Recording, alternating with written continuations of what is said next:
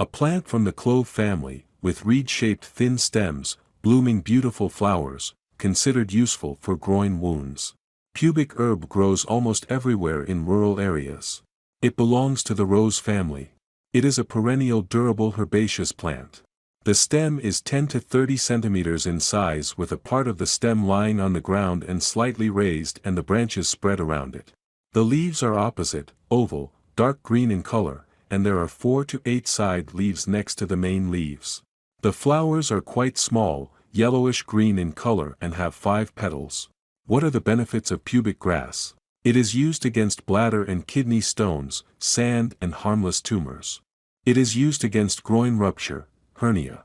It relaxes the bladder muscles, so it has the effect of solving bladder cramps. It is a bile expectorant.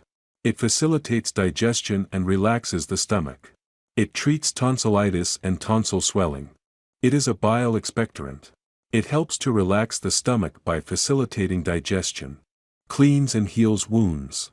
Pubic grass, which grows in temperate regions, is a very effective plant especially against groin tears.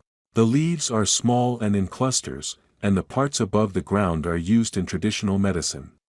Don't forget to subscribe to our channel and support the videos. I wish you to be healthier.